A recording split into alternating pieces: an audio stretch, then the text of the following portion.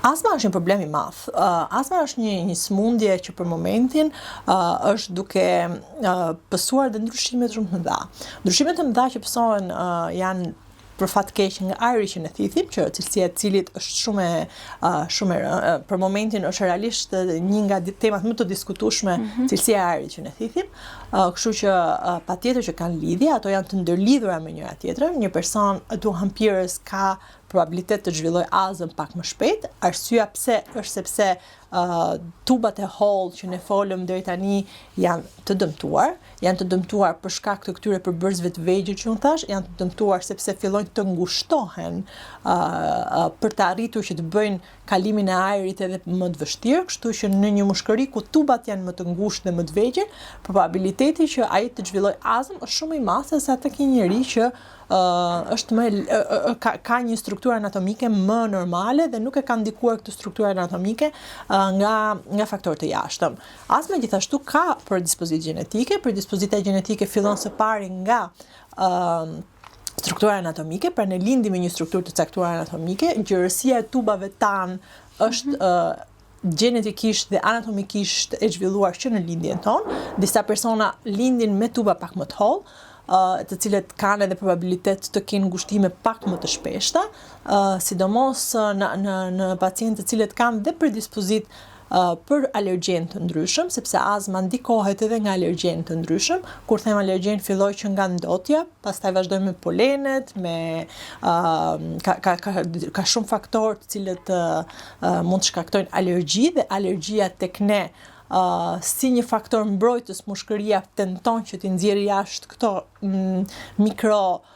strukturat të cilët ne i thithim dhe nuk i përballojmë dot që t'i kemi brenda trupit tonë, prandaj shkakton këto ngushtime dhe fillon edhe bën atë që ne quajmë azëm.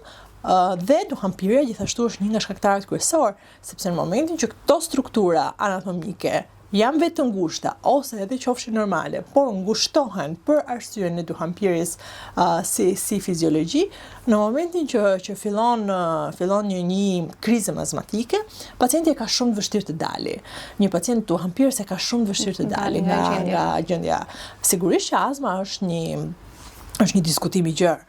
Diskutimi fillon me këto shkaktarë që unë fola dhe deri tek menaxhimi. Por astma sigurisht është një mënyrë në cilën organizmi jon tenton të tregojë që është i fuqishëm, mjaftueshëm për të nxjerrë jashtë ato që ne, organizmi jon, i quan të huaj, dhe këto i quan të huaj sepse ashtu është krijuar, pra vjen që në gjenezë, por mund të quajë të huaj edhe për arsye se ne, duke i përdorur më shumë se sa ç'duhet, duke përmendur këtu duhanpirjen, mund të bëjmë rezistencë ndaj tyre, pra mund të krijojmë një lloj rezistencë ndaj tyre.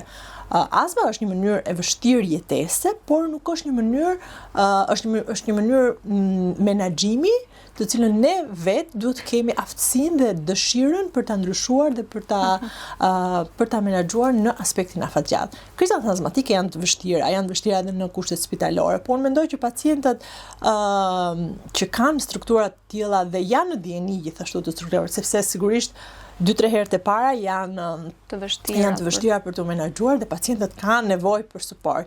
Kanë nevojë për suportin e mjekut pneumolog, kanë nevojë dhe për suportin psikosocial, që shoqëria duhet të trajtojë një pacient i cili ka nevojë të tejkalojë një situatë alarmante për një moment të caktuar.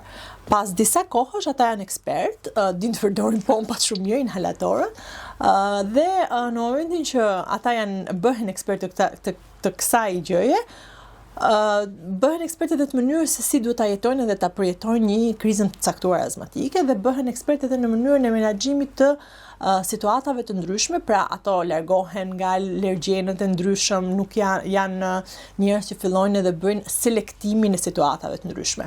Pastaj në aspektet e duhanpirësve, nëse një person vazhdon dhe pin cigare pavarësisht se është duke kaluar azëm ose kriza të ndryshme astmatike, është katastrofike. Varësia shumë e madhe. Varësia është shumë e madhe, fatkeqësisht po, sepse vetë përbërësit janë shumë aktive dhe krijojnë ato varësitë.